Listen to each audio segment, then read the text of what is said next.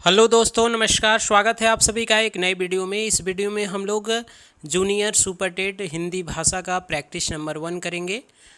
ये इसमें 100 महत्वपूर्ण प्रश्नों का विश्लेषण किया गया है और हर ऑप्शन का विश्लेषण किया जाएगा इस वीडियो में।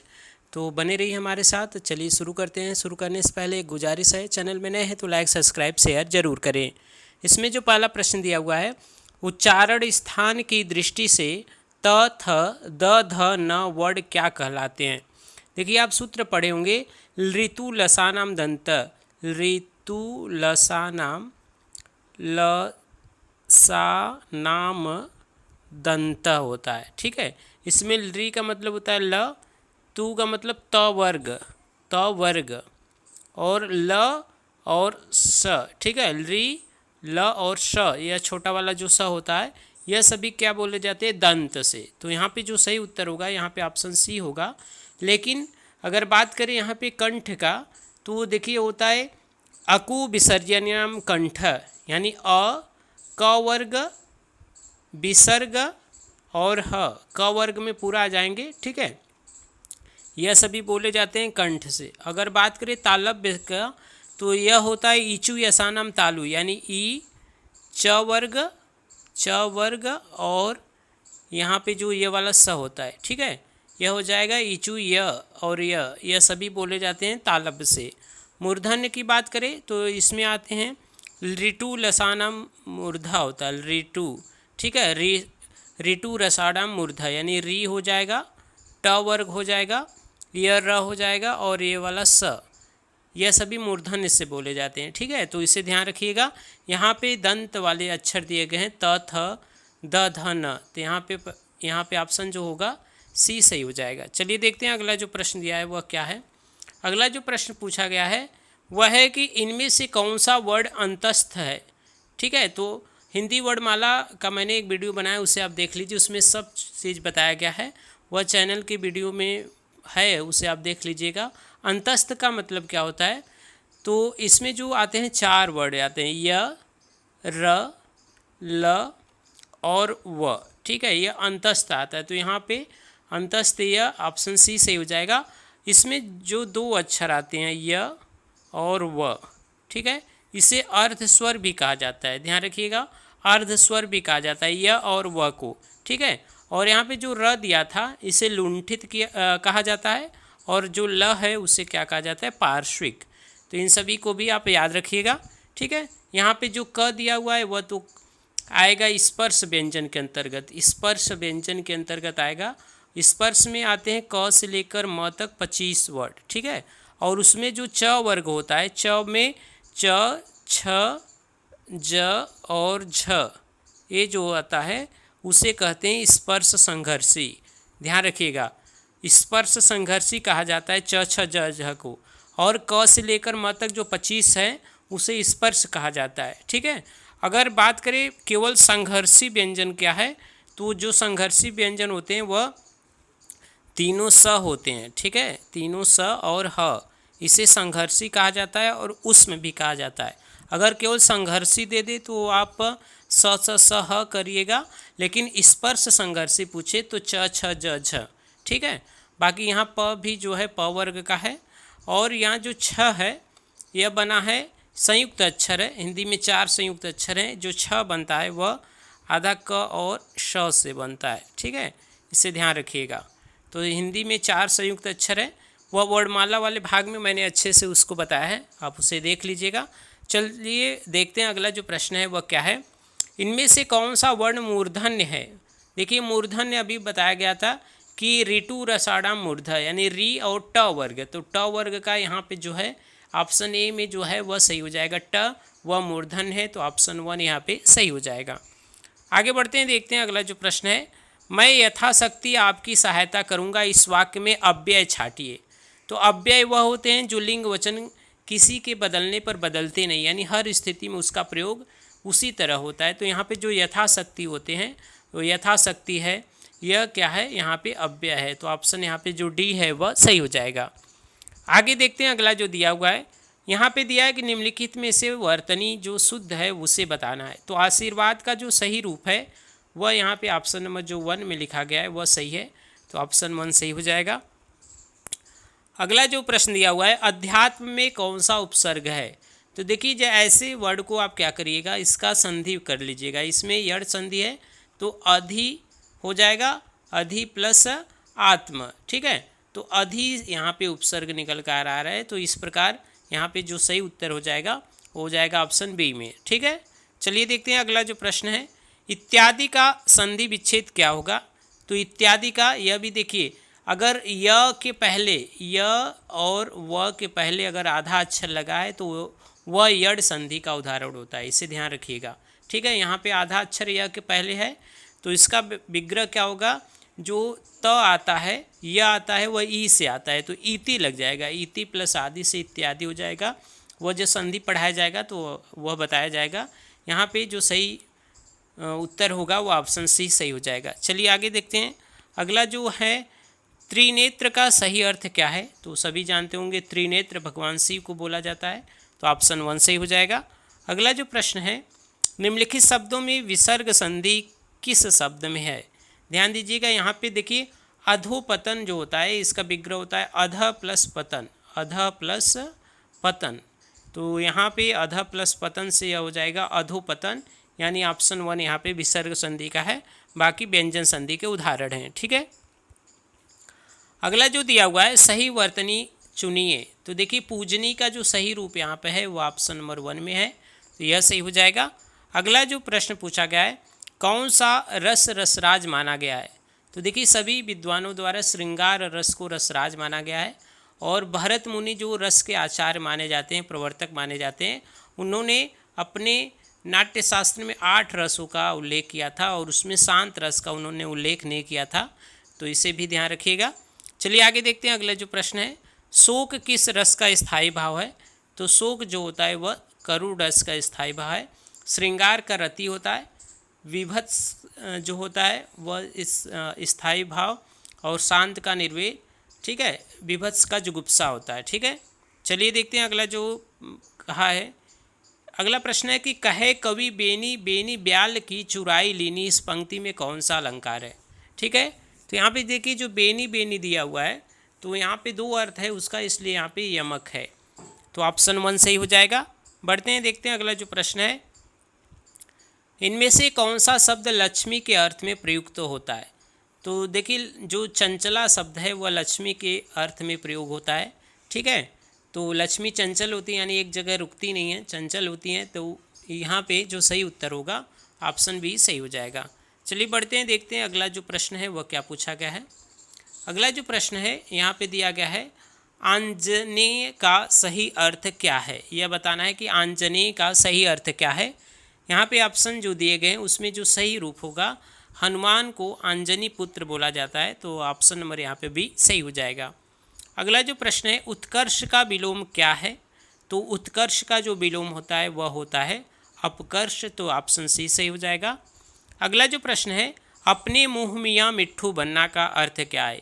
यह जो मुहावरा है इसका जो अर्थ होगा वह हो जाएगा आत्म प्रशंसा करना, जो अपना प्रशंसा स्वयं करता है उसके लिए होता है कि अपने मुँह मियाँ मिट्ठू बनना, ठीक है, तो ऑप्शन बी सही हो जाएगा। आगे देखते हैं अगला जो प्रश्न पूछा गया है, उसने अनेकों किताबें पढ़ी, इस वाक्य में शुद्ध करने के लिए कौन सा शब्द हटाएंगे और शुद्ध शब्द रखेंगे? ठीक है, देखिए अनेकों होता नहीं है, अनेक होता है, तो अनेकों को स्थान पे अनेक हटा रख देंगे तो वह सही हो जाएगा। यहाँ पे ऑप्शन 1 सही हो जाएगा, यानी अनेकों को हमें हटाना पड़ेगा, तो यहाँ पे ऑप्शन 1 सही हो जाएगा। अगला जो प्रश्न पूछा गया है, जिसका कोई शत्रु उत्पन्न न हुआ उसे क्या कहेंगे? तो उसे अजात शत्रु कहेंगे, तो ऑप्शन सी सही हो जाएगा। आगे बढ़ते हैं, देखते हैं अगला जो प्रश्न है, इनमें से शुद्ध वाक्य का चयन कीजिए। उसके प्राण निकल गए, उसका प्राण निकल गया, मैंने हस्ताक्षर कर दिया, ये आकाशवाणी आगरा का है, तो यहाँ पे देखिए सही रूप हो जाएगा उसके प्राण निकल गए, ठीक है, तो ऑप्शन नंबर यहाँ पे जो ए है वह सही हो जाएगा। आगे बढ़ते हैं, देखते हैं अगला जो प्रश्न है, आप लोग अपनी राय दे, इस वाक्य को शुद्ध कीजिए। आप लोग अपनी राय दे, तो इसका जो सही रूप होगा, आप लोग अपनी अपनी राय दे, यह जो वाक्य है यह सही हो जाएगा, तो ऑप्शन डी सही हो जाएगा। आगे बढ़ते हैं, देखते हैं अगला जो प्रश्न है, लल्लो चप्पू करना का अर्थ क्या है? लल्लो चप्पू करना का अर्थ क्या है यह बताना है। तो यहाँ पे जो होता है इसका अर्थ हो जाएगा खुशामद करना। ठीक है, लल्लो चप्पू करना यानी खुशामद करना। आगे देखते हैं अगला जो प्रश्न है, स्वागत में कौन सी संधि है? मैंने बताया कि अगर व के पहले आधा अक्षर हो या य के पहले आधा अक्षर हो तो वह यड़ संधि होता है। अगर व के पहले आधा अक्षर है तो उस आधे अक्षर में ऊ की मात्रा जुड़ जाती है, तो यहाँ पे जो विग्रह हो जाएगा सु, यानी स आधा अक्षर है उसमें ऊ की मात्रा जुड़ गया, बाकी यहाँ पे जो स्वर लगा है उसको लिख देंगे आ ग त, तो वह सही बन जाएगा। सु प्लस आगत स्वागत हो जाएगा, यह यड़ संधि का उदाहरण है, तो ऑप्शन सी सही हो जाएगा। आगे देखते हैं अगला जो प्रश्न है, वह दिया हुआ है कि धोबी का कुत्ता घर का न घाट का, इस लोकोक्ति का क्या अर्थ है? तो इसका जो अर्थ हो जाएगा वह हो जाएगा कहीं ठौर ठिकाना न होना। ठीक है, तो ऑप्शन बी सही हो जाएगा। बढ़ते हैं, देखते हैं अगला जो प्रश्न है, 9 दिन चले 2.5 कोस, 9 दिन में 2.5 कोस जो चलना, इसका क्या अर्थ होगा? तो इसका अर्थ हो जाएगा परिश्रम अधिक लेकिन परिणाम बहुत कम, तो ऑप्शन सी सही हो जाएगा। आगे बढ़ते हैं, देखते हैं अगला जो प्रश्न पूछा गया है वह क्या है। यहाँ पे प्रश्न ये कि हिंदी राम काव्य के प्रणेता स्रोत कौन थे? तो राम काव्य में जो हिंदी में राम काव्य का प्रारंभ किया गया है वह किया गया है स्वामी रामानंद द्वारा। ठीक है, तो ऑप्शन 1 सही हो जाएगा। अगला जो प्रश्न है, दुलह राम सी दुलही री तुलसी के किस काव्य ग्रंथ की पंक्ति है? तो यह गीतावली से लिया गया है, तो ऑप्शन बी सही हो जाएगा। अगला जो प्रश्न है, तुलसी की भक्ति किस प्रकार की है यह बताना है। तो यहाँ पे देखिए जो तुलसीदास की भक्ति है वह दास से भाव की है, माधुर्य भाव की भक्ति जो है वह मीराबाई की, सखा भाव की जो भक्ति है वह सूरदास जी की है, तो इसे ध्यान रखिएगा। यहाँ पे जो सही उत्तर होगा वह ऑप्शन नंबर 1 में हो जाएगा। आगे देखते हैं अगला जो प्रश्न है, तुलसी के किस काव्य ग्रंथ में समन्वय की विराट चेष्टा की गई है? तो रामचरितमानस समन्वय की विराट चेष्टा है, और इसके बारे में हजारी प्रसाद द्विवेदी का कथन है कि समन्वय की विराट चेष्टा किस तुलसीदास में है, तो यह हजारी प्रसाद द्विवेदी का कथन है, तो यहाँ पे सही उत्तर हो जाएगा रामचरितमानस, ऑप्शन बी सही हो जाएगा। यह संवत 1631 में लिखा गया अवधी भाषा में एक राम काव्य है, प्रबंध काव्य है और श्रेष्ठ राम काव्य माना जाता है। ठीक है, आगे देखते हैं अगला जो प्रश्न है, सुख सागर के रचयिता का नाम बताना है। तो यहाँ पे देखिए सुख सागर का जो रचनाकार हैं मुंशी सदा सुखलाल, यह हिंदी खड़ी बोली के 4 नायकों में आने वाले हैं, सदा सुखलाल, लल्लू लाल, सदल मिश्र और मुंशी इसाल्ला खां। ठीक है, आगे देखते हैं अगला जो प्रश्न है, हिंदी साहित्य के इतिहास लेखन की परंपरा का सूत्रपात किसने किया? तो देखिए जो गारसा दतासी द्वारा सबसे पहले फ्रेंच भाषा में द इस्तवार ला लिटरेचर हिंदुस्तानी जो 1839 ईस्वी में प्रकाशित हुआ था, फ्रेंच भाषा में सबसे पहले प्रयास किया गया था, तो यहाँ पे ऑप्शन जो बी है वह सही हो जाएगा। यहाँ पे बात करें जॉर्ज ग्रियर्सन का, तो इनका जो ग्रंथ है वह the modern vernacular literature of Hindustan, यह 1888 में प्रकाशित हुआ था, और सबसे पहले इसमें काल विभाजन का प्रयास किया गया था। बात करें रामचंद्र शुक्ल का, तो यह श्रेष्ठ आलोचक हैं, और इनकी जो पुस्तक है हिंदी साहित्य का इतिहास वह 1929 में प्रकाशित हुआ था, और जो नागरिक प्रचारणी सभा द्वारा हिंदी शब्द सागर की भूमिका के रूप में प्रकाशित हुआ था। ऐसे भी प्रश्न बने। मिश्र बंधु का मिश्र बंधु विनोद है जो 1913 में प्रकाशित हुआ था, और 4 भागों में है, तो पहला 3 भाग 1913, चौथा भाग 1934 में प्रकाशित हुआ था मिश्र बंधु विनोद, जिसमें 5000 कवियों का विवरण है। तो यह सभी तथ्य थे, इन सभी को याद रखिएगा। यहाँ पे जो पूछा गया है, हिंदी साहित्य के इतिहास लेखन की परंपरा का सूत्रपात किसने किया? तो गारसा दतासी ने। आगे देखते हैं अगला जो प्रश्न है, आचार्य रामचंद्र शुक्ल ने विभिन्न कालों का नामकरण किस आधार पे किया है? तो उन्होंने प्रमुख प्रवृत्ति के आधार पे इसका विभाजन किया है। देखिए भक्ति काल में भक्ति करने वाले कवि हैं, इसलिए उसको भक्ति काल, वीर काल कहा है, वीर गाथा काल आदि काल को, क्योंकि उसमें वीर रस की अधिक प्रधानता थी रचनाओं में। ऐसे प्रवृत्ति के आधार पर रामचंद्र शुक्ल ने काल विभाजन किया। ठीक है, तो ऑप्शन सी सही हो जाएगा। अगला जो प्रश्न है, हिंदी भाषा का संस्कार एवं परिमार्जन किस पत्रिका के माध्यम से हुआ? तो आप सभी जानते होंगे जो सरस्वती पत्रिका है वह हिंदी भाषा के संस्कार एवं परिमार्जन में प्रमुख भूमिका निभाया था। और महावीर प्रसाद द्विवेदी जो जब 1903 ईस्वी से इस पत्रिका से जुड़े तब उन्होंने इस कार्य को और बेहतर किया था। तो ऑप्शन सी यहाँ पे सही हो जाएगा। आगे देखते हैं, आचार्य महावीर प्रसाद द्विवेदी ने सरस्वती पत्रिका का संपादन भार कब संभाला? तो यह 1903 ईस्वी में। तो ऑप्शन ए सही हो जाएगा। अगला जो प्रश्न है, इनमें से कौन सा द्विवेदी युग का है, यानी कौन कवि द्विवेदी युग का है? तो मैथिली शरण गुप्त एकदम द्विवेदी युग के हैं और महावीर प्रसाद द्विवेदी के जो उनके मूल भाव थे उस पर चलने वाले हैं। तो ऑप्शन यहाँ पे सी सही हो जाएगा। आगे देखते हैं, अगला जो प्रश्न पूछा गया है वह क्या है। अगला जो प्रश्न है, वदियाय पृथ्वीराज रासो किस काल की कृति है? तो यह चंदर बरदाई द्वारा लिखा गया वीरगाथा काल, जिसे आदिकाल भी कहते हैं, आदिकाल का नाम है वीरगाथा काल, उस काल की रचना है। तो ऑप्शन 1 सही हो जाएगा। अगला जो प्रश्न पूछा गया है, अभिराम का अर्थ क्या है? तो अभिराम का जो अर्थ होता है वह सुंदर होता है। तो ऑप्शन बी सही हो जाएगा। अगला जो प्रश्न है, उन्नति का विलोम क्या होगा? तो उन्नति का जो विलोम होता है वह अवनति होता है। तो ऑप्शन 1 सही हो जाएगा। आगे देखते हैं, अगला जो प्रश्न है, विनायक का अर्थ क्या है? तो विनायकः एक दंतः गणेशः, यानी सभी गणेश के पर्यायवाची हैं। तो 39 का जो ऑप्शन सी है वह सही हो जाएगा। बढ़ते हैं, देखते हैं अगला जो प्रश्न है, कौन सी वर्तनी ठीक है? तो रचयिता का जो शुद्ध रूप है वह ऑप्शन नंबर सी में यह सही रूप है। तो ऑप्शन सी सही हो जाएगा। आगे देखते हैं, अगला जो प्रश्न है, घड़ी में तोला घड़ी में मासा का अर्थ क्या है? तो इसका जो अर्थ होता है जरा सी बात पर खुश और नाराज होना।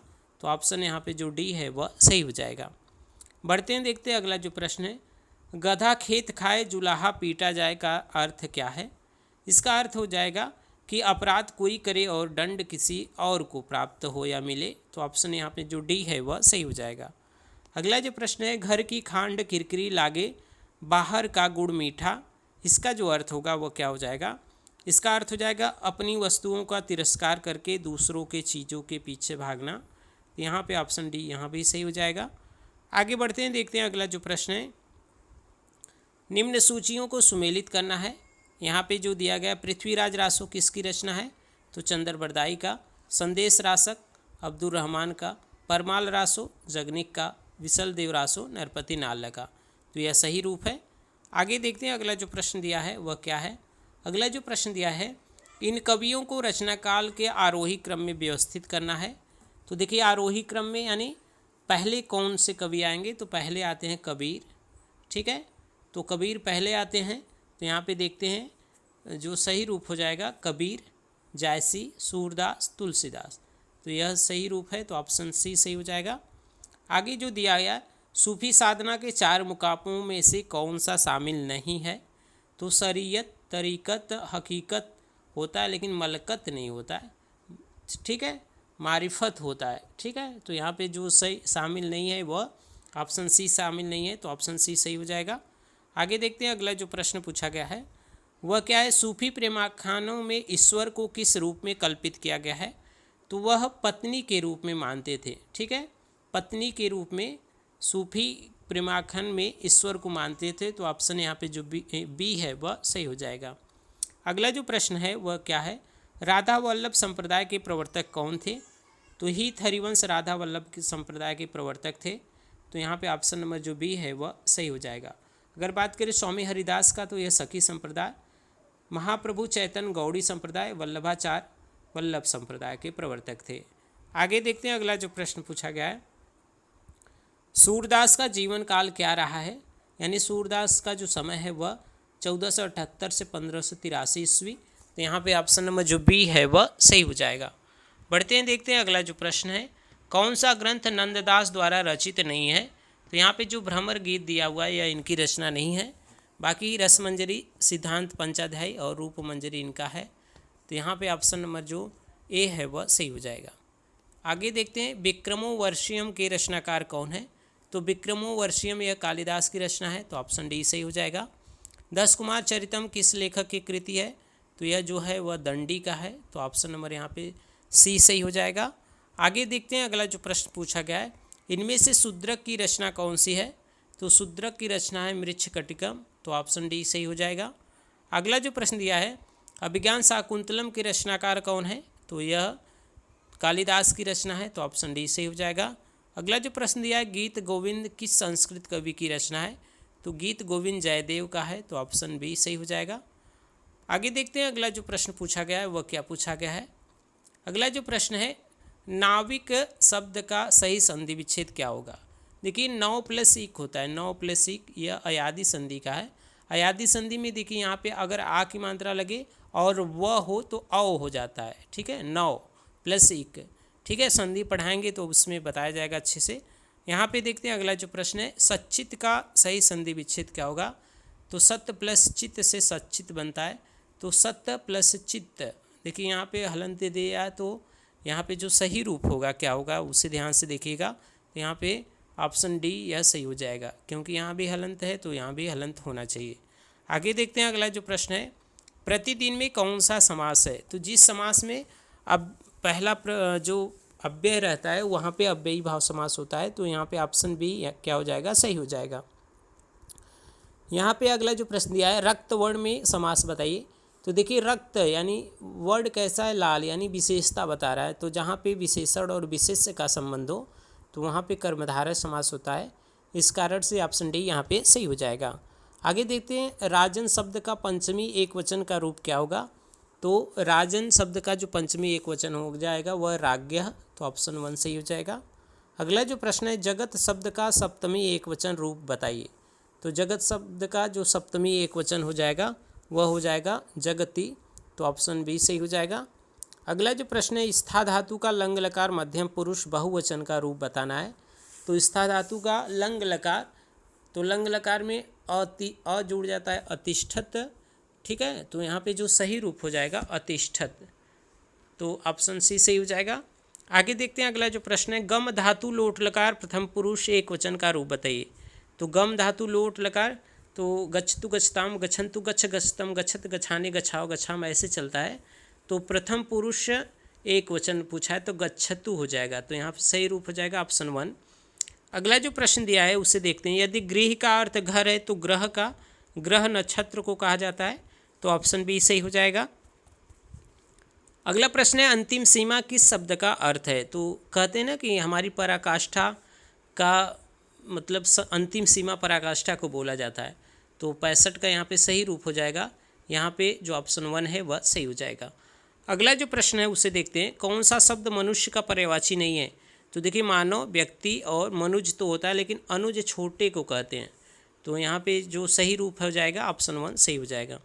अगला जो प्रश्न है, छायावाद स्थूल के प्रति सूक्ष्म का विद्रोह, ये बहुत बार पूछा जाता है, डॉक्टर नगेंद्र का कथन है, ठीक है, ऑप्शन बी सही हो जाएगा। अगला जो प्रश्न है, धिक जीवन जो पाता ही आया है विरोध, यह पंक्ति किस कवि की है? तो यह निराला की पंक्ति है, तो ऑप्शन 1 सही हो जाएगा। आगे देखते हैं अगला जो प्रश्न पूछा गया है। अगला प्रश्न है, निम्न जो सूची है सुमेलित करना है। तो यहाँ पे तार सप्तक के कवियों का नाम दिया है और पूछा गया है कि कौन कवि किस सप्तक के हैं। तो यहाँ पे देखिए सूत्र चलता है, आप अगर याद किए होंगे तो अमुने गिरा प्रभा होता है, पहले जो तार सप्तक 1943 में प्रकाशित है उसका होता है अमुने गिरा प्रभा, तो अमुने गिरा प्रभा, प्रभा आ गया तो प्रभाकर माचवे तार सप्तक के हैं। केदारनाथ सिंह जो हैं वह तीसरे सप्तक में आते हैं, केदारनाथ सिंह तीसरे में आते हैं। नरेश मेहता सहभर सन्नद्ध, तो नरेश मेहता दूसरे में आते हैं, ठीक है, तो यह सही रूप है, इसे ध्यान रखिएगा। आगे बढ़ते हैं, शुद्ध वाक्य कौन सा है? तो देखिए आप चलिए, यहाँ पे जो हो जाएगा वह शुद्ध हो जाएगा, ऑप्शन सी सही हो जाएगा। अगला वाक्य है, शुद्ध वाक्य कौन सा है? तो यहाँ पे देखिए जो शुद्ध वाक्य होगा, मैंने घर जाना है, यह तो शुद्ध होगा नहीं, मुझे घर जाना है, मेरे को घर जाना, मुझको घर जाना है, तो यहाँ पे जो सही रूप हो जाएगा मुझे घर जाना है, तो ऑप्शन बी सही हो जाएगा। आगे देखते हैं, शुद्ध वाक्य कौन सा है यह बताना है। नदी के तट में भीड़ है, नदी के तट पर भीड़ है, तो नदी में तट पर भीड़ है, नदी से तट पर भीड़ है, तो यहाँ पे जो सही उत्तर होगा नदी के तट पर भीड़ है, तो ऑप्शन यहाँ पे जो बी है वह सही हो जाएगा। अगला जो प्रश्न दिया है, कौन सा शब्द पहाड़ का पर्यायवाची नहीं है यह बताना है। तो देखिए पर्वत, गिरी, शैल यह पहाड़ के पर्यायवाची अक्षर नहीं होगा, तो ऑप्शन नंबर यहाँ पे जो 1 है वह सही हो जाएगा। अगला जो प्रश्न है, कवि का स्त्रीलिंग क्या होता है? तो कवयित्री होता है, कवयित्री का जो सही रूप है ऑप्शन डी यहाँ पे जो सही हो जाएगा। आगे देखते हैं अगला जो प्रश्न है, शुद्ध वर्तनी वाला शब्द क्या है? तो प्रवृत्ति होता है, प्रवृत्ति, तो ऑप्शन डी यहाँ पे सही हो जाएगा। अगला जो प्रश्न है, बुद्धिजीवी का वर्तनी बताना है, कौन सा शुद्ध है? 4 ऑप्शन दिए हैं आपके सामने, इसमें जो सही रूप हो जाएगा तो बुद्धिजीवी जो लिखा जाता है वह इस प्रकार से, तो ऑप्शन सी सही हो जाएगा। अगला प्रश्न है, निम्नलिखित वर्तनी में कौन सा शुद्ध है? तो सौभाग्यशाली जो लिखा जाता है वह कैसे? सौभाग्यशाली, तो यहाँ पे जो ऑप्शन बी में है वह सही रूप है। अगला जो प्रश्न है, शिखर का समानार्थी शब्द कौन सा है? तो शिखर किसे कहते हैं? चोटी को कहते हैं, तो ऑप्शन 1 सही हो जाएगा। आगे बढ़ते हैं, देखते हैं अगला जो प्रश्न है वह क्या पूछा गया है। अगला जो प्रश्न है वह क्या है उसे देखते हैं। संबुक के रचयिता कौन है? तो यह जगदीश गुप्त की रचना है, तो ऑप्शन बी सही हो जाएगा। अगला जो प्रश्न पूछा गया है वह क्या है? अगला जो प्रश्न है उसे देखते हैं। नाटक जारी है किसका काव्यकृति है? तो लीलाधर जगुड़ी का है, तो ऑप्शन सी सही हो जाएगा। अगला जो प्रश्न है, असाध्य वीड़ा कविता की रचयिता कौन है? तो असाध्य वीड़ा जो है वह अज्ञेय का है, तो ऑप्शन डी सही हो जाएगा। आगे देखते हैं अगला जो प्रश्न है, तत् प्लस मय से तन्मय हो जाएगा, तो तन्मय, तो यहाँ पे ऑप्शन नंबर जो सी है वह सही हो जाएगा। अगला जो प्रश्न है, आसमान मेरी मुट्ठी में है, इसका क्या अर्थ हो जाएगा? तो आत्मविश्वास है यह हमें, तो ये ऑप्शन नंबर ऐसा कहना है, मतलब आत्मविश्वास का द्योतक है, तो ऑप्शन डी यहाँ पे सही हो जाएगा। अगला जो प्रश्न है, इनमें से तत्सम शब्द कौन सा है? तत्सम यानी जो संस्कृत के शब्द है, तो जो महीनों का नाम होता है वह तत्सम में होता है, तो यहाँ पे ऑप्शन नंबर जो सी है वह सही हो जाएगा। आगे देखते हैं अगला जो प्रश्न पूछा गया है वह क्या है। यहाँ पे थोड़ा सा देखिएगा, तत्सम पूछा गया है ना, तो यहाँ पे अगस्त जो है वह तद्भव है, महीनों के नाम यहाँ पे तद्भव होते हैं, अवतार यहाँ पे जो दिया है वह तत्सम है, तो ऑप्शन डी सही हो जाएगा। अगला जो प्रश्न पूछा गया है, इनमें से कौन सा शब्द तत्सम नहीं है? तो यहाँ पे जो ईसा दिया गया है वह तत्सम नहीं है, ईस्या होता है इसका। अगला जो प्रश्न है, ऐच्छिक का विलोम क्या होगा? ऐच्छिक मतलब अपनी इच्छा से, लेकिन अनिवार्य जो हो जाएगा वो उसमें आपकी इच्छा नहीं है, तो ऑप्शन डी सही हो जाएगा, यहाँ पे बी सही हो जाएगा। आगे देखते हैं अगला जो प्रश्न है, कृत्रिम का विलोम क्या हो जाएगा? तो कृत्रिम का जो विलोम होता है वह हो जाएगा स्वाभाविक, तो ऑप्शन डी सही हो जाएगा। अगला जो प्रश्न है, जो नपातुला बोलता हो या कम बोलता है उसके लिए मितभाषी प्रयोग होता है, तो ऑप्शन यहाँ पे डी सही हो जाएगा। आगे देखते हैं, किए गए उपकार को न मानने वाला कृतज्ञ होता है और मानने वाला कृतज्ञ होता है, तो ऑप्शन यहाँ पे जो सही होगा वह सी हो जाएगा। आगे देखते हैं अगला जो प्रश्न है, निडर शब्द में कौन सा समास है? तो जिसमें पहले उपसर्ग लगा हुआ अव्ययी भाव समास होता है, तो यहाँ पे ऑप्शन नंबर जो बी है वह सही हो जाएगा। बढ़ते हैं, देखते हैं अगला जो प्रश्न है, जिसको न निज गौरव तथा निज देश का अभिमान है वह नर नहीं नर, पशु निरा है और मृतक समान, यह जो रचना है वह किसका है? तो यह जो है वह गया प्रसाद शुक्ल स्नेही का है, तो ऑप्शन डी सही हो जाएगा। अगला प्रश्न है, भारत भारती के रचनाकार कौन है? तो भारत भारती के जो रचनाकार हैं वह सभी जानते होंगे, मैथिली शरण गुप्त की रचना है, तो ऑप्शन 1 सही हो जाएगा। आगे देखते हैं अगला जो प्रश्न है, कामायनी नामक महाकाव्य में किस दर्शन की अभिव्यक्ति हुई है? तो शैव दर्शन की अभिव्यक्ति हुई है, तो ऑप्शन बी सही हो जाएगा। किस शब्द में अधि उपसर्ग नहीं है? तो देखिए, अधिपति, अधिभार, अध्याहार, यानी बताया गया कि अधि यह के पहले आधा ध हो तो भी अधि हो जाएगा, लेकिन अधि में नहीं है, तो यहाँ पे अधिक जो है वह उपसर्ग, उसमें अधि नहीं है, तो ऑप्शन बी सही हो जाएगा। स्वर्ग शब्द से बना विशेषण क्या हो जाएगा? तो स्वर्ग शब्द से बना हुआ विशेषण क्या हो जाएगा? यहाँ पे जो सही उत्तर होगा वह हो जाएगा स्वर्गीय, तो ऑप्शन बी सही हो जाएगा। आगे देखते हैं, किस वाक्य में से का प्रयोग अपादान कारक के रूप में प्रयोग हुआ है? अपादान का मतलब अलग होना, तो घोड़ा दबाते ही बंदूक से गोली निकली, यानी जो बंदूक से गोली है वह अलग हो गई, तो यहाँ पे अपादान कारक है, तो ऑप्शन सी सही हो जाएगा। अगला जो प्रश्न है, किस वाक्य में अच्छा शब्द क्रिया विशेषण के रूप में प्रयुक्त हुआ है? तो कपिल अच्छा खेलता है, यहाँ उसकी विशेषता बतला रहा है क्रिया की, तो यहाँ पे ऑप्शन डी सही हो जाएगा। अगला जो प्रश्न है, हिंदी में कौन सा कवि मैथिली में यात्री नाम से लिखते थे? तो वह बाबा नागार्जुन है, ठीक है, बाबा नागार्जुन इनको बोला जाता है, तो ऑप्शन बी सही हो जाएगा। अगला जो प्रश्न है, आचार्य रामचंद्र शुक्ल ने छायावाद का जनक किसे माना है? तो छायावाद का जनक रामचंद्र शुक्ल ने जो माना है वह मुकुटधर पांडे को, तो यहाँ पे ऑप्शन नंबर जो बी है वह सही हो जाएगा। अगला जो प्रश्न है, आज के प्रैक्टिस सेट का आखिरी प्रश्न, जूही की कली नामक कविता के रचयिता कौन है?